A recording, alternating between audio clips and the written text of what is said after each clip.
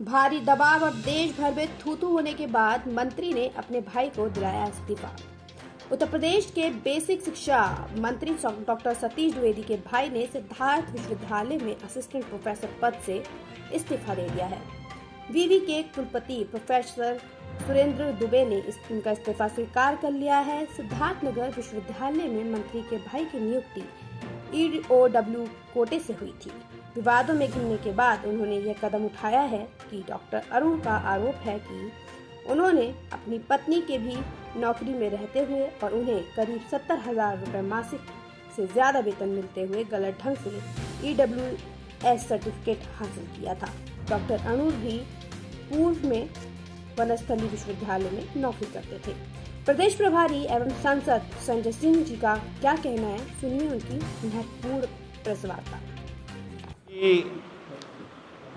पत्रकार बंधुओं को नमस्कार। पिछले कई दिनों से नौकरी चोरी का एक मामला जो प्रदेश सरकार के बेसिक शिक्षा मंत्री के भाई से जुड़ा हुआ था, वो मामला सामने आया और आम आदमी पार्टी बार बार मांग कर रही थी और आज भी कर रही है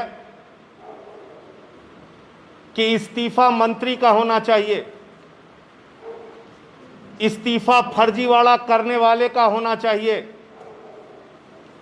इस्तीफा जिनके प्रभाव से गरीब कोटे में अपने भाई को नौकरी दिलाई गई वो मंत्री का होना चाहिए। लेकिन आज जब पकड़ी गई चोरी तो मंत्री के भाई का इस्तीफा करवा दिया गया। मंत्री का भाई तो एक चोरी की घटना है जिसका खुलासा हो गया। मंत्री की भाई तो चोरी का माल है जो बरामद हो गया। चोर कहां है? कौन है वो जो जिसने इस प्रदेश के गरीब नौजवान की नौकरी खाई? और वो कोई और नहीं, प्रदेश के बेसिक शिक्षा राज्य मंत्री सतीश द्विवेदी जी हैं। उनको एक मिनट भी अपने पद पर बने रहने का अधिकार नहीं। उनको इस्तीफा दे देना चाहिए अपने पद से। आज एक नहीं अनेकों प्रमाण लेके मैं आपके पास आया हूं जिससे मंत्री के भ्रष्टाचार भी सामने आएंगे, उनके भाई को कैसे नौकरी दिलाई गई, कैसे EWS सर्टिफिकेट बनाया गया, वो मामला भी सामने आएगा। मंत्री के भाई का जो EWS सर्टिफिकेट बना है वो सर्टिफिकेट बना है 2019 का। EWS सर्टिफिकेट की जो वैधता होती है वो वैधता होती है 1 साल की। नोट कर लीजिए, 1 साल की वैधता होती है। तो 1 साल की वैधता वाले सर्टिफिकेट को 2 साल बाद दिखाकर अगर नौकरी ली गई तो इसके पीछे जिम्मेदार कौन है? मंत्री का प्रभाव, सतीश द्विवेदी का प्रभाव। इसके पीछे जिम्मेदार कौन है? मंत्री जिसके प्रभाव में 2 साल पुराने सर्टिफिकेट पर नौकरी दी गई भाई को। 2 साल पुराने सर्टिफिकेट पे, जबकि उसकी वैधता 1 साल की है। तो क्या जिस सर्टिफिकेट के बारे में लेखपाल कह रहा है मैंने रिपोर्ट ही नहीं लगाई, SDM ने कहा मैंने बना दिया, तो SDM को गिरफ्तार होकर करके जेल में भेजना चाहिए। जिस प्रमाण पत्र को सही मानकर अवैध प्रमाण पत्र को, क्योंकि वाइस चांसलर जानता है कि यह प्रमाण पत्र 2 साल पुराना है, बावजूद इसके उस प्रमाण पत्र को सही मान के उसने नौकरी दिया, तो वाइस चांसलर को गिरफ्तार करके जेल में डालना चाहिए। और जिस मंत्री के प्रभाव में यह फर्जीवाड़ा हुआ, उस मंत्री के खिलाफ बर्खास्तगी की कार्रवाई होनी चाहिए। क्या उत्तर प्रदेश में किसी सामान्य गरीब के बेटे को इस तरह से EWS कोटे में नौकरी मिल सकती है? नियम कानून को ताक पर रखकर नौकरी मिल सकती है क्या? नहीं मिल सकती। जब मंत्री के भाई का ईडब्ल्यूएस प्रमाण पत्र बना, उनकी पत्नी नौकरी करती हैं, असिस्टेंट प्रोफेसर हैं बिहार में। खुद मंत्री जी के भाई वनस्थली विश्वविद्यालय राजस्थान में नौकरी करते थे, लेकिन उनका गरीबी के कोटे का सर्टिफिकेट बन गया। यह क्या संभव है कि बगैर सतीश द्विवेदी के प्रभाव के बन गया? और मैंने सुना मंत्री जी कह रहे थे मैं भी गरीब हूं, मेरा भाई भी गरीब हो सकता है, इसमें किसी को क्या आपत्ति है? मंत्री तो गरीब है ही हैं। अब वो मंत्री जी कैसे गरीब है मैं एक एक करके आपके सामने बता रहा हूं, और कितने गरीब हैं। और 17 में मंत्री बनने के बाद उनकी गरीबी का प्रमाण है मेरे पास। उन्होंने अपने गरीबी के दिनों में क्या क्या किया। और आज मैं पूछना चाहता हूं उत्तर प्रदेश के बेसिक शिक्षा राज्य मंत्री से और उत्तर प्रदेश सरकार के मुखिया आदित्यनाथ जी से कि ऐसे मंत्री को आपने अपनी सरकार में कैसे रखा हुआ है जिसने गरीब नौजवान की नौकरी खाई, नंबर 1, और जिसने मंत्री रहते हुए अनाप शनाप तमाम जमीनें खरीदकर भ्रष्टाचार में आकंठ डूबा हुआ है जो मंत्री, उसको अभी आप अपनी सरकार में कैसे रखे हुए हैं? मुख्यमंत्री जी, आप अपने आप को कहते हैं कि हम ईमानदारी की सरकार चला रहे हैं। यह आपकी ईमानदारी की सरकार? उत्तर प्रदेश में बीटीसी शिक्षक निकल के आए, उनको लाठियों से पिटवाया जाएगा। शिक्षा मित्र आए तो सर मुड़वाएं महिलाएं, सुहागिन महिलाएं। ग्राम विकास अधिकारी के नौजवान आए तो उनको लाठियों से पीट के लहूलुहान कर दिया जाएगा। पुलिस भर्ती के नौजवान आए तो उनको पीट के लहूलुहान कर दिया जाएगा। उत्तर प्रदेश के नौजवानों को मार मार के उनको मां बहन की भद्दी भद्दी गालियां देके सड़कों पे खींचा जाएगा। और मंत्री के भाई को फर्जी सर्टिफिकेट के आधार पर नौकरी दी जाएगी, और अभी भी वो मंत्री बने हुए हैं। ये एक एक करके मैं बता रहा हूं आपको। ये एक जमीन मंत्री जी ने खरीदी है जफर अली नाम के व्यक्ति से, जिसका मार्केट वैल्यू जिस जमीन की है 7 करोड़ रुपए। जिस जमीन की मार्केट वैल्यू 7 करोड़ रुपए है, सर्किल रेट 1,26,29,000 है, और वो जमीन मंत्री जी ने मात्र 20 लाख रुपए में खरीदी है। इनकम टैक्स वाले चाहे तो आज बेसिक शिक्षा मंत्री के यहां छापा मार के उनकी गिरफ्तारी करवा सकते हैं। ये सीधा सीधा फर्जीवाड़ा है। उसके बाद मंत्री जी ने ग्राम कंदालालपुर में एक जमीन खरीदी अपनी माताजी के नाम पे। वो जमीन 12 लाख रुपए में खरीदी गई है, जिसका सर्किल रेट 65,45,000 रुपए है, और जिसकी बाजार की वैल्यू कम से कम 5 करोड़ रुपए की है। तीसरी जमीन ग्राम इटवा, ये तीसरा, ये 3 लिखा होगा, हाँ लिखा होगा। ये इसके विक्रेता हैं रमेश चंद, और ये भी मंत्री जी के माता जी के नाम पे है कालंदी। इसका सर्किल रेट 22 लाख रुपए है, और इसको खरीदा गया है 20 लाख रुपए में, और इसकी मार्केट वैल्यू जो है वो लगभग 2 करोड़ रुपए की है। तीसरा ग्राम सनीचरा में जमीन खरीदी गई है, विक्रेता हैं तिलकराम, क्रेता हैं कालिंदी जी, उनकी माता जी। और ये जमीन जिसका सर्किल रेट 23,69,000 रुपए है, ये मंत्री जी ने खरीदी है 8 लाख रुपए में, और इसकी मार्केट वैल्यू कम से कम 2 से 3 करोड़ रुपए है। और ये सारी जमीनें उत्तर प्रदेश के बेसिक शिक्षा राज्य मंत्री सतीश द्विवेदी जी ने मंत्री बनने के बाद खरीदी है। मंत्री बनने के बाद तो मंत्री जी आपकी आय कहां से हुई, आपकी आमदनी कहां से हुई? आदित्यनाथ जी की सरकार में बैठ के मंत्री बन के क्या बच्चे के जूते में जो फर्जीवाड़ा हुआ वो जूते वालों ने ये पेमेंट किया है? क्या इन जमीनों का पेमेंट जो गरीब बच्चों के लिए स्वेटर फटे हुए आए उन स्वेटर के पैसों से किया गया है? क्या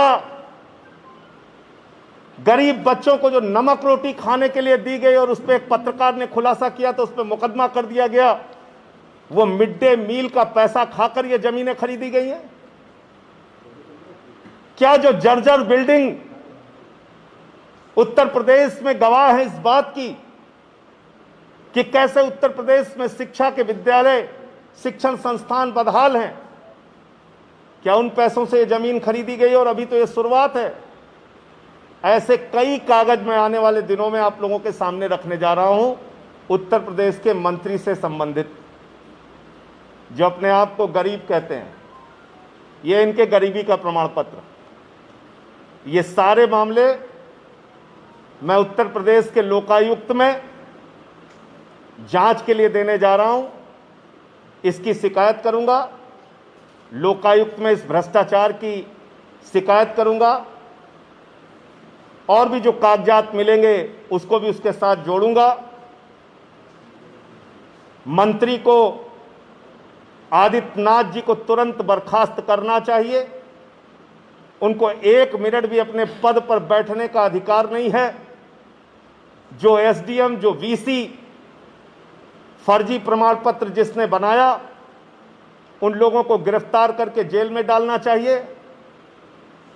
और उत्तर प्रदेश में एक उच्च स्तरीय जांच होनी चाहिए, कहां ऐसे ऐसे मंत्रियों के रिश्तेदारों को किन किन नौकरियों में रखा गया, और उन लोगों के खिलाफ भी कार्रवाई होनी चाहिए।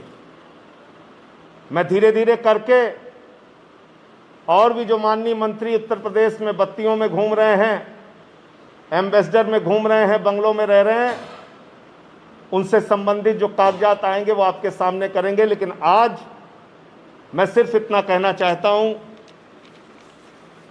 कि मंत्री के भाई का इस्तीफा कराकर ये ड्रामा और नौटंकी करने से काम नहीं चलेगा। ये एक बहुत बड़ा गुनाह और अपराध है जो जानबूझकर संविधान की शपथ लेने वाले एक मंत्री ने किया। जो मंत्री 1621 शिक्षकों की मौत को 3 गिनता है, जो मंत्री उत्तर प्रदेश में शिक्षा की बदहाली के लिए जिम्मेदार है और तमाम जमीनें खरीद कर बैठा हुआ है, उस मंत्री के ऊपर कार्रवाई होनी चाहिए, उस मंत्री की जांच होनी चाहिए, नंबर 1।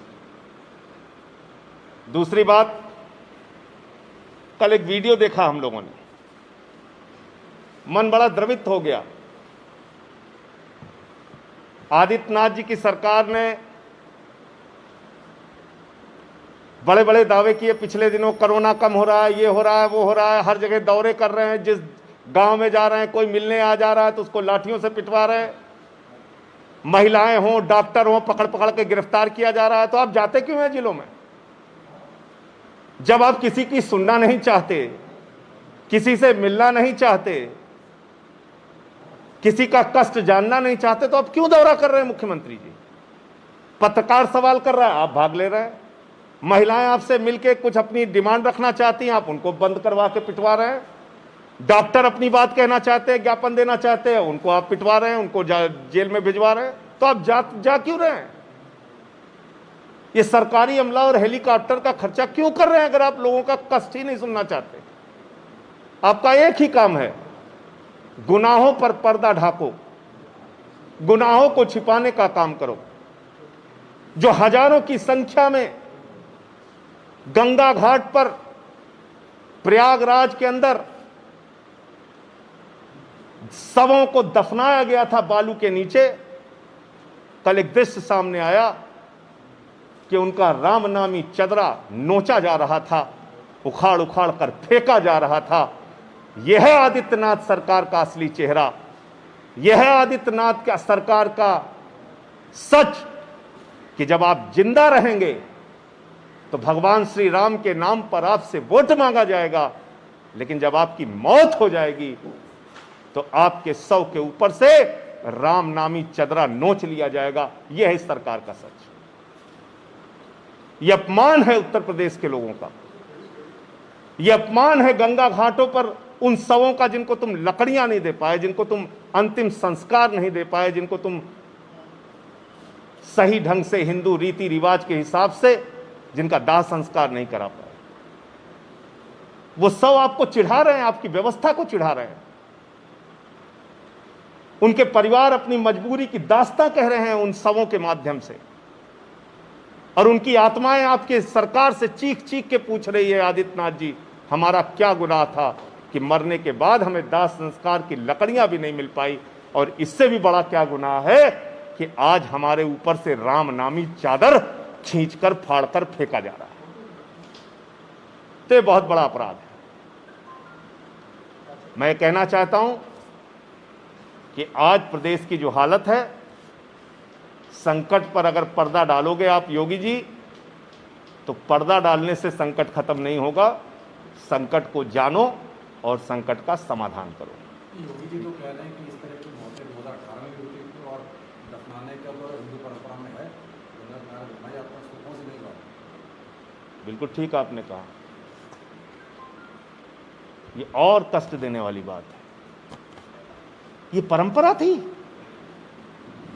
कुत्ते शवों को नोचे, ये परंपरा है।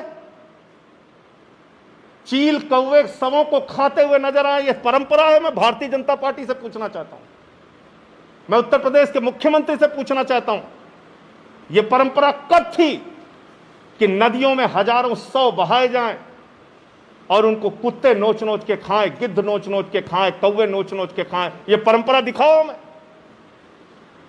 हमें दिखाओ परंपरा कि 3 साल पहले उन्नाव के घाट पे कहां इस तरह से हजारों की संख्या में लाशें दफनाई गई थी। हमें दिखाओ परंपरा कि गहमर घाट पे कहां ऐसे लाशें दफनाई गई थी हजारों की, सैकड़ों की संख्या में। हमें आप दिखाओ परंपरा, बलिया में, रायबरेली में, प्रयागराज में, कानपुर में, उन्नाव में, कहां 3 साल पहले ऐसे सब दफनाए गए थे? आप एक गलत तर्क चलाते हैं। ये सत्ता में बैठे हुए गिद्धों की परंपरा है, गिद्धों की।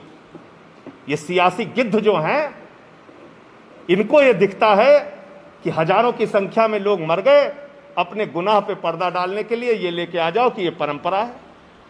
अरे हम लोग भी यहीं पले बढ़े, हमने तो कभी ऐसी परंपरा नहीं देखी कि किसी के परिजन को शव के लिए, दाह संस्कार के लिए लकड़ियां ना मिले। हमने कभी ऐसी परंपरा नहीं देखी कि कुत्ते किसी के शव को नोच के खाएं। हमने कभी ऐसी परंपरा नहीं देखी कि नदियों में शव फेंक के सड़ाए जाए। ये आदित्यनाथ जी से पूछ के बताइएगा, अगर ऐसी परंपरा होगी तो बताइएगा, और नहीं परंपरा ऐसी रही है कभी तो उनको इसके लिए सार्वजनिक रूप से प्रदेश की जनता से माफी मांगनी चाहिए और अपना पद छोड़ देना चाहिए। उनको कोई नैतिक अधिकार नहीं। परंपरा है ये, राम नामी चादर को शवों से नोचना परंपरा है हमारी।